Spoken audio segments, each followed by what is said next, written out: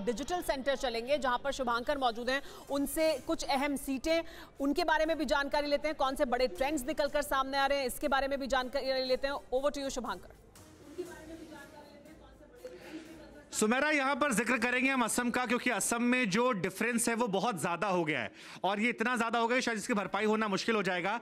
लेकिन एक खास बात है, क्योंकि सीए एनआरसी का प्रोटेस्ट जो था वो असम में ज्यादा हुआ था, खासतौर पर गुवाहाटी और इसके अलावा डिब्रूगढ़ में। और ये बताया जा रहा है कि दोनों जगह पर बीजेपी बड़े मार्जिन से जीत रही है, जो एक माइंडसेट हो सकता है, क्योंकि सीए एनआरसी को लेकर हर कोई इंतजार कर रहा था क्या यहाँ पर ये डिफरेंस क्रिएट करेगा, क्या एक मेजर फैक्टर बनेगा। लेकिन अब तक जो यहाँ पर रुझान आए हैं वो ऐसा नजर नहीं आ रहे और बीजेपी इन दोनों जगहों पर, चाहे गुवाहाटी की बात करूं, तेजपुर की बात करूं या डिब्रूगढ़ की, जहां जहां पर सीएनआरसी के प्रोटेस्ट हुए थे वहां पर बीजेपी काफी अच्छा कर रही है और बीजेपी के सहयोगी भी अच्छा कर रहे हैं। इसके अलावा एक और राज्य हमारे पास है तमिलनाडु। तमिलनाडु क्या हिसाब किताब है?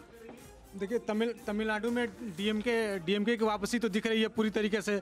और लेकिन इस एक चीज़ हम देख रहे हैं कि एआईडीएमके को जिस तरीके से माना जा रहा था कि उस तरीके कमज़ोर कर उसका उस तरीके प्रदर्शन नहीं रहेगा, लेकिन इस बार वो उतनी उसकी स्थिति खराब नहीं, वो लगभग 100 सीटों के करीब पहुंच रही है। साथ ही कमल हसन की जो पार्टी है उसके भी खाते में एक सीट जाती हुई दिख रही है। तो डीएमके को जो एक उम्मीद थी कि वो पूरी एक क्लीन स्वीप मिल जाएगा, वो एक नहीं दिख रहा है अभी भी। और शशिकला के भतीजे क्या? शशिकला के अभी उनकी पार्टी का भी खाता नहीं खुला है, वो कोशिश कर रहे हैं। उन्होंने एक तीसरे फ्रंट बनाने की कोशिश की थी इस चुनाव में, लेकिन वो भी सफल होते हुए नहीं दिख रहे हैं। तो सुमेरा, ये तमिलनाडु से बड़ी बातें, हमने एग्जांपल आपको बताया कि कमल हसन को एक सीट मिल रही, शशिकला भतीजे को फायदा नहीं हो रहा है। एआईएडीएमके बेहतरीन कर रही है, जितना उम्मीद थी उससे ज्यादा बेहतरीन कर रही है। लेकिन बड़ी बात असम को लेकर ये कि सीएनआरसी वाली सीटों पर बहुत बड़ा असर नहीं हुआ है। ओवर टू यू गौरव।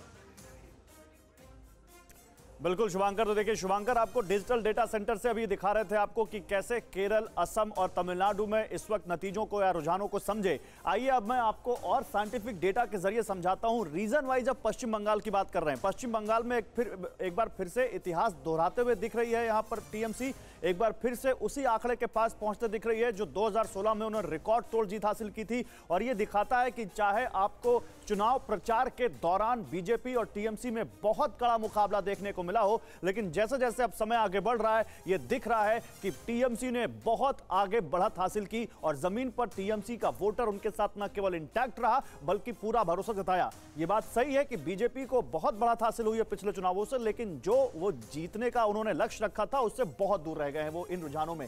जल्दी से आपको रीजन वाइज समझाता हूं कि किस रीजन में पश्चिम बंगाल में कहां बीजेपी या टीएमसी कैसे आगे बढ़ रहे हैं, तो आपको समझ में आएगा कैसे ममता बनर्जी ने या प्रशांत किशोर ने जो दावा किया, जो उन्होंने अपनी रणनीति यहां पर सामने रखी चुनावों की, वो कैसे कामयाब होती दिख रही है। मध्य बंगाल से शुरू करते हैं। देखिए, मध्य बंगाल की अगर बात करें यहां पर, तो मध्य बंगाल में जो कुल सीटें आती हैं वो आती हैं यहां पर करीब 73 सीटें, और 73 सीटों में से टीएमसी 47 सीटों पर आगे दिख रही है। आप देख सकते हैं ये जो आपको सीटें दिख रही हैं, इनमें सब जो हरी हरी सीटें दिख रही हैं ये टीएमसी आगे, इन पर टीएमसी आगे है।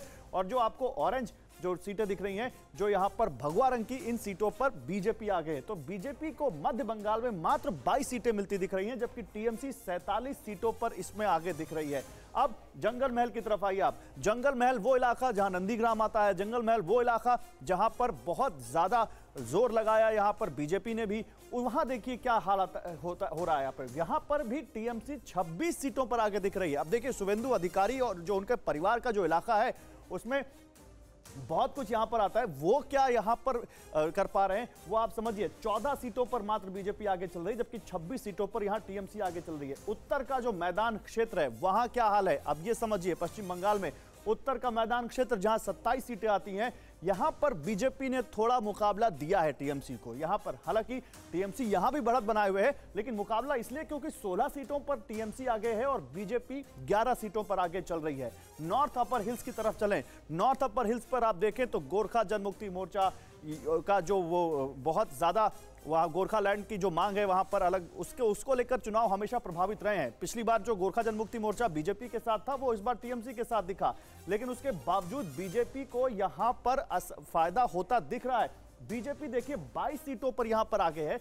ये कहें कि ये जो नॉर्थ अपर हिल्स है ये सबसे बड़ा चंक है जो बीजेपी को फायदा पहुंचा रहा है पश्चिम बंगाल में। टीएमसी केवल 4 सीटों पर, हालांकि यहां पर टीएमसी ने सीटें छोड़ी थी गोरखा जनमुक्ति मोर्चा के लिए, उसके बावजूद 4 सीटों पर ये आगे हैं, एक पर अन्य है। और साउथ बंगाल की बात करें, साउथ बंगाल जो बहुत अहम है, और साउथ बंगाल जहां सबसे ज्यादा सीटें आती हैं, टीएमसी का जो गढ़ है, टीएमसी ने अपना गढ़ बचाया है। हालांकि बीजेपी ने सेंधमारी की है, सीटें हासिल की हैं, लेकिन साउथ बंगाल में आप देख सकते हैं 125 सीटों में से 84 सीटों पर टीएमसी आगे है और 41 सीटों पर बीजेपी ने यहां पर जीत की तरफ बीजेपी बढ़ रही है।